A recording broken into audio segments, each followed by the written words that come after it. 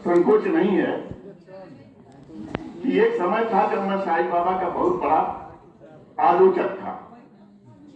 और आलोचक इसलिए कि यहाँ के जो बुद्धिजीवी हैं, सो-कॉल्ड बुद्धिजीवी और बड़े बड़े पत्रकार, वो बाबा के चमत्कारों को लेकर के ऐसी ऐसी बात लिखते थे कि जो कि बिल्कुल अविश्वसनीय थी। और ये बहुत पहले अंग्रेजी का साप्ताहिक निकलता था जिसके संपादक ब्लिज, पेपर का नाम था ब्लिज, और उसके संपादक थे आके करंदिया। और वो तो पूरी सीरीज ही निकाल दिए साईं बाबा के बारे में। लेकिन ये पुस्तक मुझे पढ़ने को मिली और वो जो साईं बाबा के बारे में मुझे भ्रम था वो सब दूर हो गया। और पुस्तक लिखने वाले थे स्वामी राम, जो एक बहुत बड़े वैज्ञानिक थे, बाद में सन्यासी हो गए। और उन्होंने अपने आध्यात्मिक autobiography living with Himalaya master में लिखा है कि साईं बाबा जो चमत्कार करते थे वो चमत्कार नहीं है। वो तो क्रिकेट है, मैं नहीं जाना चाहता, लेकिन वो चमत्कार नहीं था, वो एक विज्ञान है। और उस विज्ञान को हमारे समझ में नहीं आ रहा है। तो उन्होंने कहा, बल्कि एक अघोरी बाबा का वो उन्होंने दिया है कि ये एक विद्या है जिसको कि आजकल के जो साइंटिस्ट हैं उसको करना नहीं चाहते, उसको समझना नहीं चाहते। और वो दिन दूर नहीं जब वो विद्या विलुप्त होने के कगार पर है।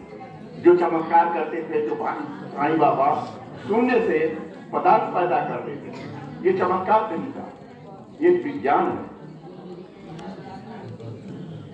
और उनका जीवन तो अपने आप में एक अनुकरणीय है।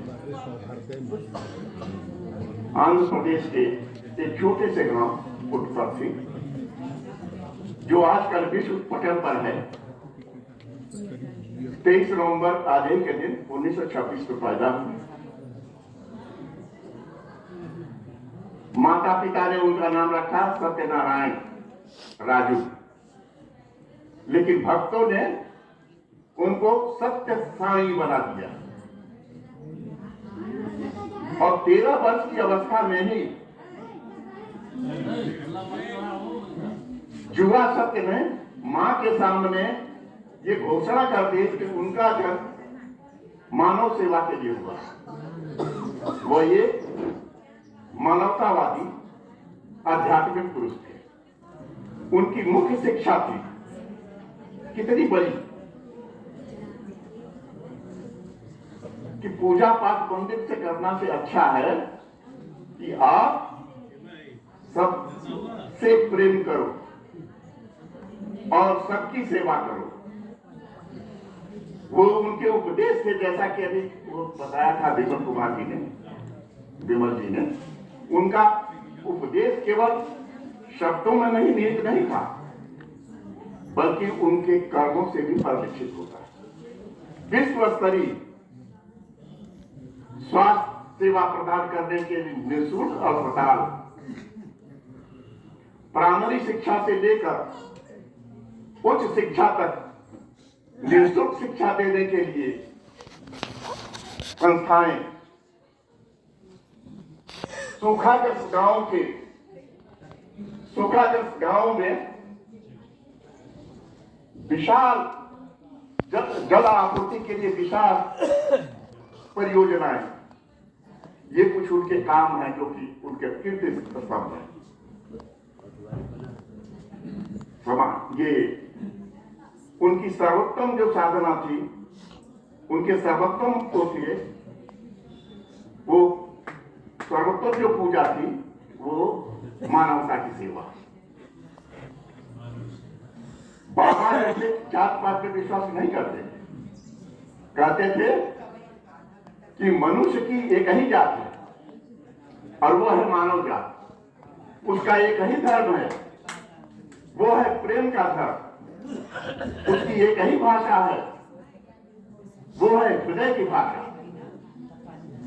आज इसकी हमारे देश में इस शिक्षा की अत्यंत जरूरत है। बाबा ने यह भी कहा है कि सेवा करने वाले हाथ दो हाथ प्रार्थना करने वाले ओठों से ज्यादा पवित्र होते हैं। बाबा आजकल हमारे बीच में नहीं है, लेकिन वो उनके विचार जो हैं, उनके जो उपदेश हैं, उनकी शिक्षाएं हैं, वो बराबर रहेंगी और देश में शांति और भाईचारा के लिए जो उनका कार्य था, जो उनका उपदेश था, वो बराबर निरंतर भी प्रवाहमान रहेगा। इन शब्दों के साथ मैं अपनी सच्ची श्रद्धांजलि बाबा को अर्पित करता हूँ और यहाँ पर सभी करके बाबा का विश्वास था कि यहाँ जितने मनुष्य हैं, मनुष्यों में ईश्वर का वास होता है। तो हमको जो मानवता की पूजा करनी चाहिए, जो मनुष्य की पूजा करनी चाहिए, वो ईश्वर मान करके किया जाना चाहिए। मैं अंत में उपाध्याय जी को हृदय से आभार प्रकट करता हूँ। यहाँ पर सभी लोग जो उपस्थित हैं, हम तो आए थे छुट्टी से, सभी लोगों के छुट्टी जब हुए थे हो गए। आशा करता हूँ कि सभी शब्दों के ये सुनने को मिलेंगे। इन शब्दों के साथ मैं सभी माताएं बहनों